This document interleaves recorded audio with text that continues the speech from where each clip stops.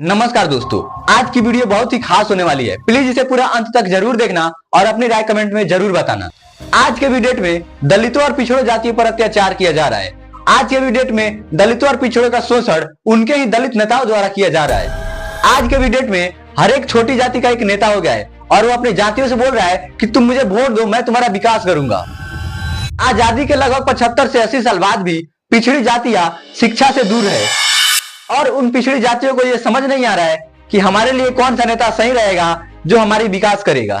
आज के समय के जितने पिछड़े वर्ग के नेता है वो बड़ी बड़ी पार्टियों से बिक गए हैं और बड़ी पार्टियों को साफ साफ पता है कि मैं दलितों के लिए, पिछड़ी जातियों के लिए कुछ नहीं किया हूं तो ये लोग मुझे पसंद नहीं करेंगे, इसलिए वो छोटी जाति का ही नेता खड़ा करके उसे खरीद ले रहा है। यहाँ मेरी बातों को जरा गौर कीजिएगा और दिमाग लगा के समझिएगा। यहाँ बड़ी पार्टी एक एक छोटी जाति का नेता बना दिया है।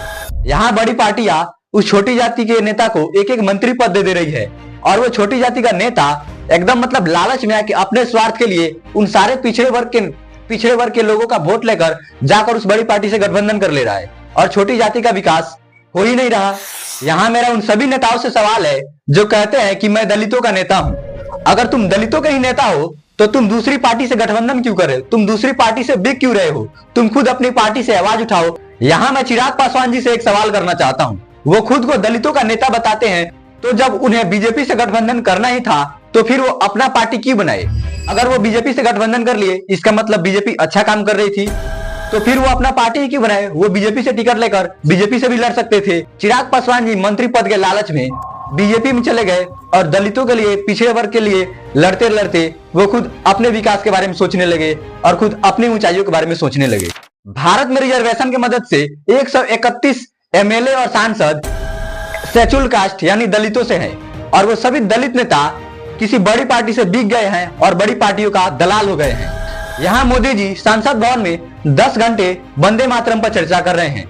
मोदी जी को ये समझ में क्यों नहीं आ रहा कि हमारे देश में प्रॉब्लम ये नहीं है कि मुसलमान वंदे मातरम बोल रहे हैं या नहीं। नेताओं को ये समझ में क्यों नहीं आ रहा है कि हमारी देश की जनता अपने विकास के लिए और देश के लिए आपको जिताकर संसद भवन में भेजी है, ना कि आपको जिताकर अपने धर्म की ठेकेदार बनाकर आपको धर्म की रक्षा के लिए वहां पर भेजी है।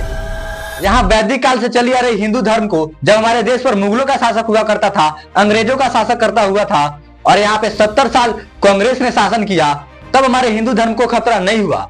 और जब मोदी जी 2014 के बाद आए तो यहाँ से हमारे हिंदू धर्म को खतरा हो गया।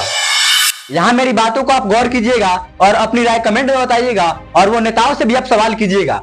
मैं ये कहना चाहता हूं कि अगर सभी नेताएं और धर्म के ठेकेदार अपना धर्म का चश्मा निकाल कर देखे तो हमारी देश की समस्या धर्म नहीं बल्कि शिक्षा, बेरोजगारी, महंगाई, पढ़ाई लिखाई, चिकित्सा जैसी बहुत सारी समस्याएं हमारे देश में है।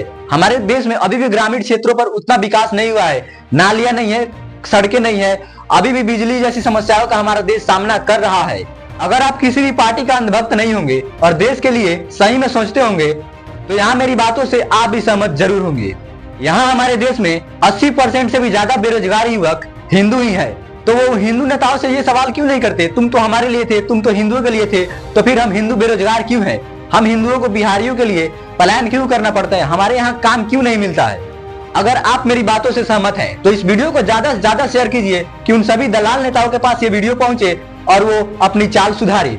मिलते हैं नेक्स्ट वीडियो के साथ, तब तक के लिए जय हिंद।